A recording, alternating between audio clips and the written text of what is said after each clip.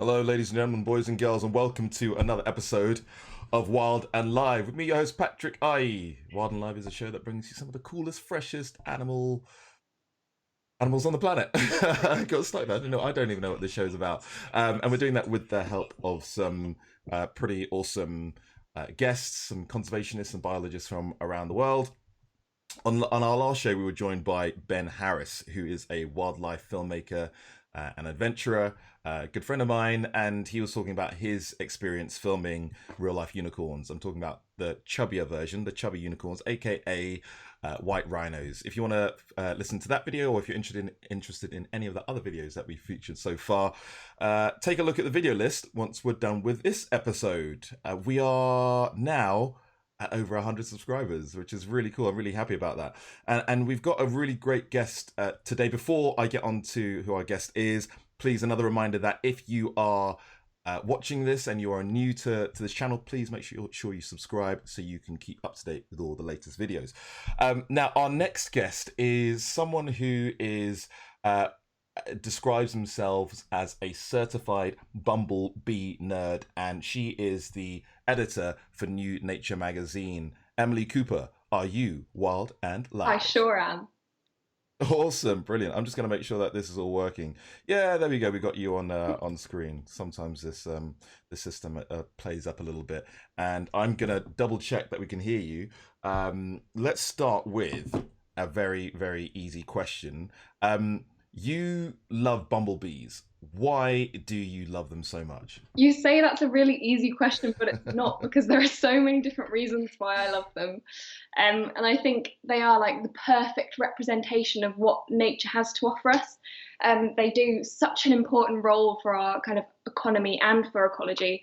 And it's just a really great representation of the relationship we have with nature. Mm. And can you tell me about your top 3 favorite features about bees? Yes. So first of all, I really like eating, and thankfully bees pollinate a lot of really economically important plants, which is fantastic. So without them, our food supply would pretty much cease to exist, because a lot of the most eaten crops around the world are pollinated by wild bees. They have the most insane social structure. And that's kind of more true for honeybees than it is for bumblebees, but still, I'll take it. So you can spend years learning about the kind of social goings on within the hive, and you can still not properly understand it, because I still don't. But they all have their own role, and they all play their own part within the colony. I just think it's so cool. And also, this one's a little bit more weird, but Go for it. I like weird. They're pretty much like Pokemon. Like, there are so many different species, and they all they look a bit different. They perform different jobs. Like, there's leaf cutting bees, which cut down leaves to make their nest. There's carpentry bees, which live in wood, and then there's mining bees, which can like burrow into stone. I just think they're so cool. I love that description. That bees are like Pokemon. That's a brilliant description. You talk about bees in general there, but you're a bumblebee specialist. Whilst kind of getting all my notes together, and I'm slightly embarrassed as a biologist to say this, then again I am a microbiologist, not a zoologist. I didn't realize that there are several species of bumblebee, like over 250 different types of bumblebee. So what's the difference between a bee and a bumblebee? So they have, oh God. So when you say bee, people always think of honeybees. So when I say to people that I research bees, they're always like, oh, like, do you get to eat loads of honey? And I'm like, no, something different. So bumblebees are really different. They don't live in a hive in the same way that honeybees do. They live in much smaller groups, which actually works to their advantage in a lot of situations. And as you said, there's approximately 250 species, and I think 24 or 25 of those are in the UK, whereas we only have one species of honeybee, and they have an incredibly different lifestyle.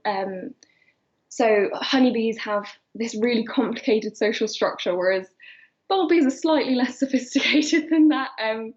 Yeah, they're very different species, but a lot of people don't realise that bumblebees are the ones that do the majority of pollination in the wild.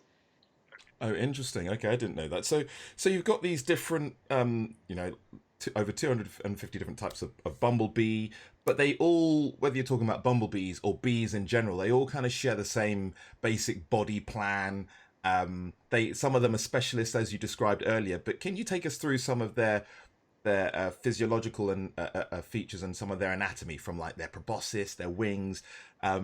I tend to identify bees because they're from wasps, because they tend to be a lot more fuzzy and furry. So they've got different attributes. So bumbles all have the same kind of general physiological structure, which is the head, thorax, and the abdomen. I don't know why I'm pointing to those on myself, because I don't know thorax, but yeah. So in the UK, we generally categorize bumblebees into white-tailed bumblebees and red-tailed, so ginger bumblebees and ones with a little white bum.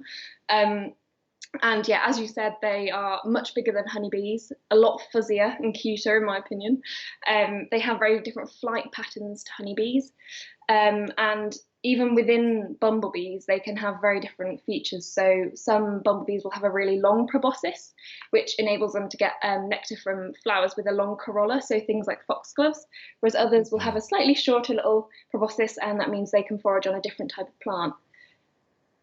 So all those different features kind of lends itself to helping that specific bee eat from a specific plant or from a specific flower. Yes, exactly. Yeah. So it's a really good way of, we have 24 or 25 bumblebee species in the UK, but they all manage to coexist pretty nicely because they all fill a little different niche in the ecosystem.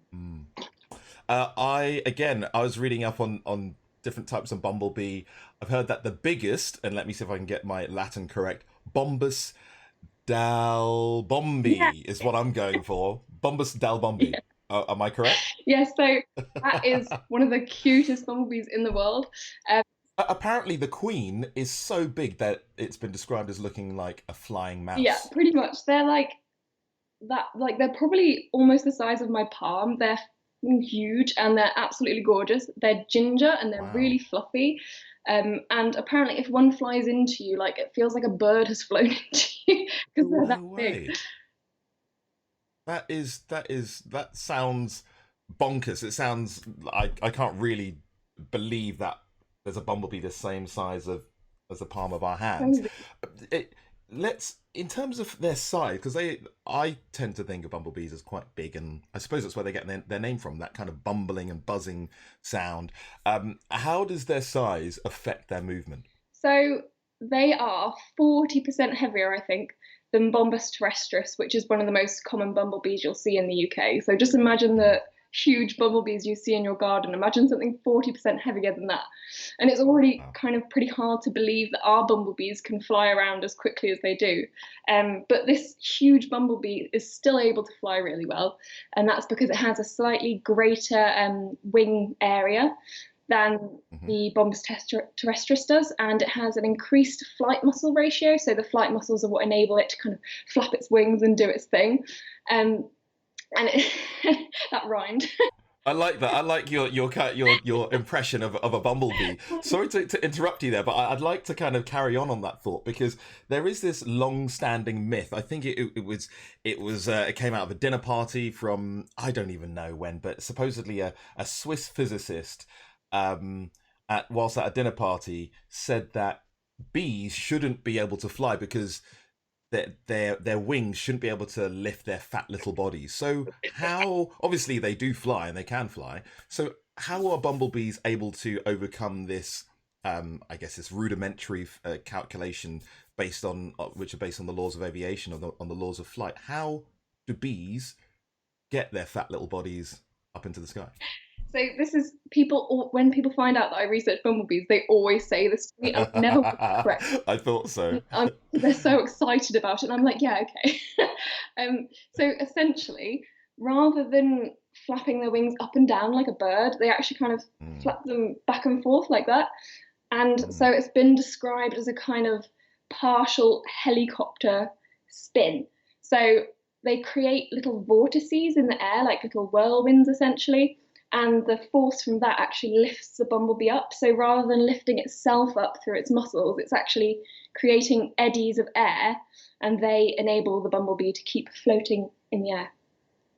Interesting. Okay, so it reminds me more of the way that hummingbirds fly, because hummingbirds generate lift both on the forward stroke and on the backward stroke, or depending on whether you're talking about being up and down, they're able to generate a lift on both in both directions, which I suppose becomes more energy efficient.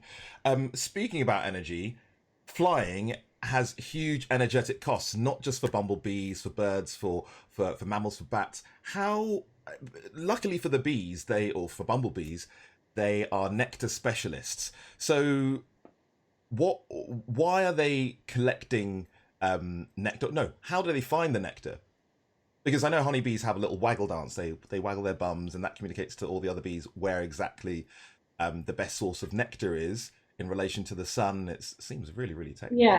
But do bumblebees do the same dance? Do they waggle their bums? Unfortunately, bumblebees don't dance, which is very disappointing. So as you said, honeybees have this really sophisticated system where, they're calculating angles and distances based on the movement of another honeybee. And true to fashion, bumblebees are a bit less sophisticated, but they still have a really good method for helping each other to find food. So if a bumblebee has just left the nest and returned, and it's had a really successful foraging trip, it comes in into the nest and does a little excited run around, flapping its wings, and apparently that leads to the release of something called recruitment pheromone. And while it doesn't kind of tell the bees any information on where the flower is or where the foraging source is, it recruits more bees to exit the hive and forage because they know that there's something good nearby that they can get. And so that's through the use of pheromones, and they also use pheromones to help each other learn the floral scent of different flowers that they have successfully foraged from. So while it's not as exciting as a dance, it's still pretty cool. I was going to ask you about that, how bees manage to effectively forage, because you can imagine in a big colony, you're all out trying to look for nectar, but there are other colonies as well. There are other pollinators. And I wanted to know how they avoid going to a flower that's been recently visited. So you described that they've got this ability to leave pheromones, little scent traces behind, I think, from their feet? Yes. So bees have really smelly feet, is what you're saying. I hate. So another bee comes along and is like, oh, pew-wee, that's a bit cheesy. No thanks. Yeah, so when they touch their little smelly feet down, they essentially leave a little kind of smell fingerprint behind. So if a member of their little colony comes and lands on that flower, they're like, oh, Jim's already been here, don't need to do this one. Right, okay. But they also have, bees in general have a more sophisticated way of doing it. So they can actually perceive electrostatic charges, which seems absolutely bonkers. I've heard about this. It's like, is this the same principle as how sharks can detect their prey? Yeah, so it's pretty similar. They have tiny little hairs on their body, and they can pick up static electricity through those, which then sends a signal to the nervous system. So a bee flying through the air has a positive charge, and then the flower that it lands on tends to have a negative charge. And so when they come into contact, or even before they come into contact with the flower, it changes the charge of that flower. And so the bees can perceive whether or not a flower has recently been visited, and if it has, they know probably don't bother looking there. Right, so it sounds like these bees are it sounds like they're little kind of superheroes with superpowers. Exactly. of having a sixth sense, a special sixth sense, and also really, really smelly feet to keep other bees away from flowers that they recently visited. The purpose of this is to collect nectar, but what's all this nectar collecting about? Why are they doing it? So nectar is essentially a really important food source alongside pollen for the bees. So it provides them with all of their carbohydrates and sugars that they need to keep on flying. So honeybees use the nectar to produce honey, as we know. So they take it back into their hive, they pass it between different bees, and then they end up sealing it into little chambers, which then ferments into honey. So they suck up the nectar and then they throw it back up, and then we eat it. Hang on a second. So if I've got this right, so basically these bees are going down the pub, having a little drink, coming back home, vomiting it into a nice little cup for us. Then that ferments. So it's like double fermented sick beer. Yeah, delicious. Tastes great on toast. It actually does. I love honey. A lot of the honey that we do eat comes from commercially sourced bees or commercially farmed bees, or how do you describe it? Commercially produced bees. So can you tell us a bit about what that means to have a commercially produced bee, Yes. and how that affects all the other bees? Yeah, so the honey we eat comes from honeybees, which are kept in large hives, and that can actually have a detrimental effect on native bee populations because it's essentially a breeding ground for parasites and nasty things like that. And then they go out into the general population and spread those. And most people know about that, but people don't realize that commercial bumblebees are produced. So it sounds like something out of Black Mirror, you know, the little robot bees. Um, I remember that episode. Yeah, it's not that quite cool. terrifying. So they essentially they get a queen, and in controlled conditions, they produce a colony of bumblebees, which are then shipped all over the world to be used in crop production, particularly for soft fruits, so like tomatoes and strawberries, that sort of thing. And that's all fine and dandy, and it's really important. It's, you know, the foundation of our food supply. But at the same time, it can cause huge problems for our native bees because these bees, when they're shipped around the world, is sometimes beyond their native range, and they can escape and become invasive in their introduced range. Right, so it's about trying to find a balance between having these commercially produced bees, which are Yeah, important, they have play a role for us, but then ensuring that we kind of, yeah, keep that balance in check. I want to go back a little bit and talk about. I've heard that bees only produce a teaspoon and a half of honey in their entire lifetime. yeah. I think it might actually be even less than that. I think it takes 12 bees to produce 1 teaspoon. I Wow. use more than that in on my toast. It's just insane. The amount of work and the amount of flowers they have to visit to just produce this tiny amount of honey is absolutely bonkers. Yeah. They're incredibly hard workers.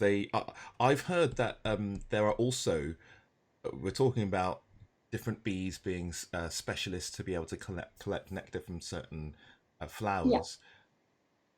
Some bees are a little bit cheeky and they're nectar stealers, so they don't go the normal route. They don't go into the main opening of the Yeah. flower to also then act as pollinators. What are these cheeky busy bees doing? So the technical term for it is floral larceny, which I think sounds so cool. Yeah, I Ooh, like that. sounds pretty badass. Floral larceny. So they essentially, rather than going into the flower, which is meant to be a mutually beneficial process because the bee gets the nectar and the pollen that it wants and the plant gets pollinated, you know, everyone's winning. Rather than doing that, this little bee goes and bites a hole in the flower and gets the nectar that way. So we were talking about some bees have a long proboscis, some have a short one. So this Mhm. bee with a short proboscis, it sees a long flower and it thinks, I'm getting in there, but it can't reach with its tiny little tongue. So he decides instead, I'm going to bite this flower to pieces and get in that way. So they're yeah, they're basically stealing this Yeah. nectar. Um, I suppose, yeah, nobody well, the bees benefit from that, but not the flower, unfortunately. I'm just going to double check to see if we've got any questions for Emily. Let's have a quick look. Oh, nice, we do have a couple of questions. We've got four Oh my questions God. for you, Emily. We're going to try and whiz through them quickly because we're quickly running out of time. Great info from you though, really appreciate it. We want to know. Do bumblebees make honey for their babies? Where do bumblebees nest?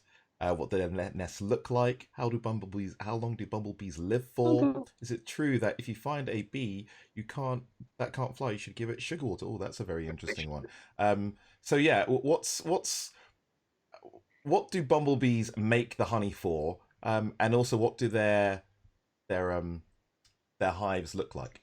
So bumblebees don't actually make honey in the sense that we know it because fermentation is the process which converts nectar into honey. So Hmm. because It's that sick beer we were talking about that's earlier. the one. Because bumblebees don't live in hives as such, they live in nests instead. So they don't have massive storage to keep lots of honey. So yeah, the bumblebees do keep small nectar pots where they put the nectar and then yeah, they can feed it to their brood. But and this brings me on to the next question about what their nests look like. So they can look incredibly different. Some bumblebees just nest in little like tussocks of grass. Some can burrow into wood and make little nests there. And in general, you know, the kind of honeycomb structure you associate with bees, Mhm. not a thing for bumblebees. They don't produce these huge hives and these huge combs. that honeybees do because they don't store honey. Interesting. So we only get our honey from honeybees specifically. Is that correct? Yes, and that's to do with the fact that honeybees are a lot longer lived than bumblebees. So, I think somebody asked something about how long bumblebees. Yeah. How long do they live for? Yeah, so the majority of bumblebees in the UK sadly only live for a year because they can't survive over winter, apart from Bombus terrestris, which is known as the overwintering bumblebee, because it can survive. So generally, only the queen from the nest will survive because she burrows into the soil. The rest of the workers and the drones, they all die over winter, which is really sad. But yeah, so generally bumblebees will only live for a year, whereas honeybees can live for up to 4 years. So that's why they have a very different structure. So they're storing things to prepare for winter, whereas the bumblebees don't need to do that because they're going to be dead. They're gonna die, which sounds really sad. But in comparison to some other insects, that's quite a long lifespan. Some insects only live for a few days or a few Yeah, weeks. exactly. So bumblebees aren't too yeah, not too bad on the bumblebees Yeah. there. So you've asked how long do they live for? What about their stinger? I always thought that if you get stung by a wasp, the wasp is going to be okay. But if you get stung by a bee, it's like it's sad, bad and sad news for the bumblebee. Yeah, so honeybees, if they sting you, they will die. And that's because they have little barbs on their tail. So when they sting you, when they come to pull away, the stinger doesn't come out. And so all of the bees' intestines come out when they fly. Ugh, yuck. But bumblebees can sting you as many times as they want, and their stinger doesn't fall off, so they can survive multiple stings, which is good news, I guess. What? Yeah. So it's not a given that if a bee stings you, that it will die. No, definitely not. No, bumblebees won't die if they sting you.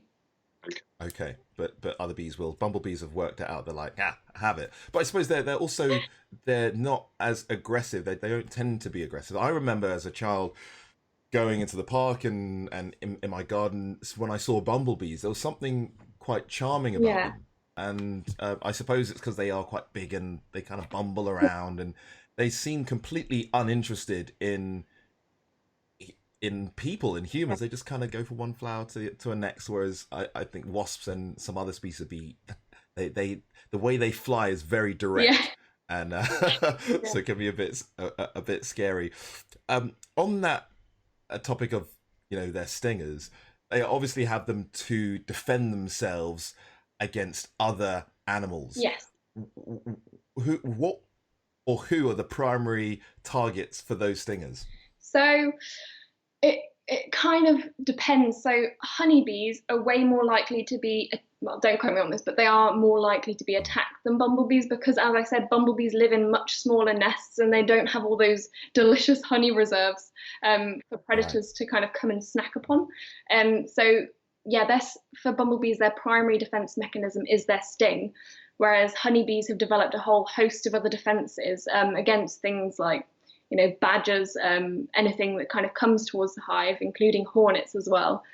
So they have. Yeah, so sorry to interrupt you because we've got a couple of different things that bees need to protect themselves against. You've got big mammals, like in the States, you've got bears, Yeah, and bears love honey, and I remember filming with some Africanized honeybees, aka killer bees. fantastic. Yeah, and what I notice is that even with we had to have all this protective gear on, and even with that protective gear, it was you could see how the bees were responding just to the carbon dioxide in our breath. Every time we breathed out, these bees would come towards the carbon dioxide, Yeah, and that's because it's a response mechanism to bigger predators like bears, so they know exactly where to go for, which is their muzzle, which is the most sensitive part of their bodies. So they got to protect themselves against bears. But what about hornets? So hornets seem like evil little things, yeah, and they can absolutely decimate a bee colony. yeah. So yeah, I always say that I love all kind of creatures of the earth, but hornets is where I draw the line. um, And how do hornets go about attacking a bee colony or potentially a bee nest? Yeah, so essentially they approach the nest and they kind of suss it out. And so bees have a way of kind of saying, "Hang on, mate, you don't want to come here." So they like kind of thrust their little abdomens, they like flip them, and it creates a shimmer. I don't know why I did that. They're kind of puffing up their chest, right? They're trying to be like, hey, we're big and Yeah. strong. Don't come and test Yeah, it's us. kind of like they create like a shimmering effect on the surface of the hive, like kind of like a Mexican Mm. wave. And so it's been shown that if the hornet sees them doing that in great numbers, it will be like, oh God, okay, I'm going elsewhere, and then doesn't approach. But if the hornet does manage to get into the hive, then they do have a variety of mechanisms by which they can and have killed hornets.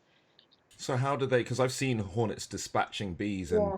and just a few of them they can make light work of bees very quickly because they're very big. They've got huge mandibles, and they just chop the bees up with, and then I assume they go for the larvae. Yes. Yeah. So what can these seemingly defenseless bees do? So their strength is in their numbers because in the hive there can be tens of thousands of them. So when when the hornet attacks, the bees can actually swarm around it and create like a bee ball around this hornet. And then they vibrate their little thoraxes, which creates heat. And in the center of that little ball of bees, the temperatures can reach something like 50 degrees centigrade, which is insane. And it essentially cooks the hornet alive and kills it, which is amazing. This is great. So we've got these Mexican wave shimmering bees that can use their bodies as a microwave Yeah. and cook their predators alive. Really cool adaptations there. A few more questions before we head off. What happens if the assailant isn't a big Yeah.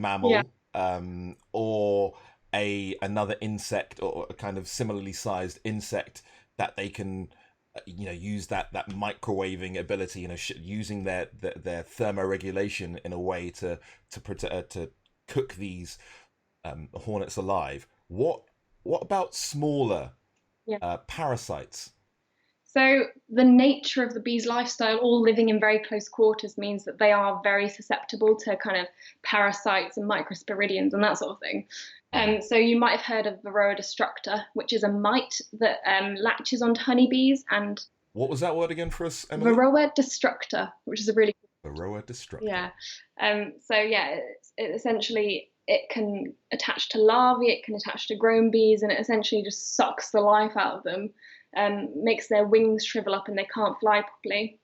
There's also other things like nosema, which is a microsporidian, which gets into their intestinal tract and causes dysentery, which is not a nice thing to see. But sometimes they do have a kind of, it's a lot harder for them to defend against because it is essentially because of the way they're being kept that these diseases spread so quickly. But there are examples of diseased bees actually leaving the hive as soon as they become sick, they leave and don't come back, which is really sad. So I suppose that's a way of the bees helping out the rest of the hive or the nest. They're removing themselves Yeah. from the rest of the population to try and protect their fellow. Well, I was going to say brothers and sisters, but that's not true. Sisters. They're all sisters, aren't they? It's the girls run the joint in these hives. So let's quickly touch on that, and then I've got one other question before, and I might check our list as well, because you got this really interesting structure. Like you said, bees have this complicated structure or society where sisters are more related to each other than they are to their offspring. So sisters are 75% related to each other, Yeah. whereas they're only 50% related to their offspring. So it makes more sense for them to look after their sisters and the colony. Yes, yeah. So it's just another of the mechanisms by which kind of the health of the hive is prioritized above everything else. It's just, these bees, they live and breathe for their sisters, which I think is a great way to live. And yeah, so it's just another way that they kind of all protect each other. Yeah. Yeah. I'm going to check if we've got any other questions. Let's have a look. We do. And then I'm gonna ask these questions and I'm gonna wrap up because we are at wow, we're at 30 minutes already. Wow. Thank you so much, Emily, for sticking with us, and thank you everybody that is watching. So we've got a few questions. Let's see, we've got two more. Is it true that bees lie when they sting? We covered that. So yeah, sugar water and bees. If you see a bee that can't fly, Yeah. should you try and help it out and feed it sugar water? So this is something that lots of people disagree about, because in the like best case scenario, what you want to do is bring them to a flower that they can forage from, because the sugar water is essentially like finding somebody that's passed out and just giving them a Coke and being like, you'll be all right. It's a massive hit of sugar without any nutrients that they need, without any of the pollen that they need for protein. So if it's not possible to put them onto a flower, if they're too weak to forage from a flower, then sugar water can be a really good way of helping them. But there was a viral post going around on Facebook last year where they suggested you put sugar water feeders in your garden permanently. Right. Not good. Don't do it. Okay, so it's not about trying to provide a permanent food Yeah. source for them. I suppose it sounds like if you see a bee that isn't really as active, maybe leave a little kind of a lid full of sugar water, let that proboscis suck up that sugar water and let it head off on its way. Exactly. One more question. Let's see. Let me just double check. One more question from me before we let you go. Oh, actually, no, two. Oh, Literally, so these bumblebees are great. I hear that there's a very special device that you use to pick up bumblebees. yeah. It's got a really funny name as well. You're gonna make me say it, aren't you? I am. I'm not going to say it. It's called a pooter. Describe. Tell us what a prusa is and how you use So it. it's essentially like a little tube, and you like, yeah, you kind of, you get your bumblebee, and you kind of suck the bumblebee up into the tube. It's got a little piece of mesh over it so that the bumblebee doesn't go into your mouth, because obviously that wouldn't be very tasty or enjoyable for either of you. No, And so it it's wouldn't. just a way Not to at kind all. of pick up and move bumblebees around in a kind of lab setting, without hurting them or you. So it's I've seen them before. I guess one of the best ways to describe it is imagine a like a milkshake cup. You've got a straw that goes in, but then you've got another straw that Yeah. comes out, and so you're using that negative pressure from sucking that Yeah. straw and creating that pressure. You're able to suck the insect into the cup, into your pooter, but obviously if you didn't have a piece of mesh on the other straw, Yeah. yeah, that would end pretty badly, getting stung. So there's another piece of mesh which stops your bee or whatever insect or species you're trying to pick up, preventing them from going into your mouth. Really cool. Pooter. I'm going to remember Yeah. that. Final question from me. We hear about a lot of the threats that bees are facing. Is there anything that we can do to help them? Yeah, so that's the great thing about bees. Like, if you give them the opportunity, they will thrive, and you don't even have to do anything difficult. So the best thing you can do is plant native wildflowers in your garden, and you can buy them really cheaply. And a lot of the kind of wildlife trusts, they sometimes even give them out for free. Um, so yeah, keeping native species in your garden will help native bees, and you also want to have a mix of plants which flower throughout the year. So there are some bumblebees which emerge very early in the year, and they often emerge and find that there's nothing there for them to eat, so they die, and then that's a whole colony that won't arise as a result of that. And another really important thing is to not see weeds as your enemies, because dandelions are one of the first kind of flowering plants to emerge during the year, and so they're a really important source of pollen and all their nutrients that bees need. But because we see them as a weed, we just get rid of them. So Right. Okay. So in your wild spaces, in your gardens, on your window ledges, try and have a wide variety of flowering plants, so that when bees do visit them, because not all bees visit the same flowers, that they have a source of nectar to eat. exactly, yeah. Awesome, Emily. It's been amazing getting to chat to you and sharing in your passion for bees. Literally, look, I can see that beaming smile on your face, and I'm hoping that everybody at home is also kind of smiling from ear to ear as well. I'm going to leave you on that note, but thank you so much for joining us, and we'll catch up with you again soon. Cool. Thanks, Patrick. Nice one. Take care, Emily. Everybody, that was Emily Cooper. She is the editor of New Nature magazine, and yeah, she's a certified bumblebee nerd. Thank you so much for tuning in. I hope that you enjoyed today's episode, chatting about bumblebees and bees in general. And remember, please do subscribe, and I would love it if you could leave a little comment below and let me know what you think of this episode and what you think of my YouTube channel and what you think of Wild and Live. Let me know if you've got any ideas or subjects that you would love me to cover, or any special guests that you'd like to see on the show. Please let me know. On Friday, we're back again at 11 a.m. I'm going to do something a little bit different, I think. I've been contacted by a lot of you asking about how to get into the world of wildlife filmmaking. So I think we're going to do a little special Q&A session on Friday where we're going to go through some of those, some of the advice that I would offer, and we can have a chance to have a chat and find out a little bit more about how to get into wildlife filmmaking. So until then, thanks for watching. I will see you next time.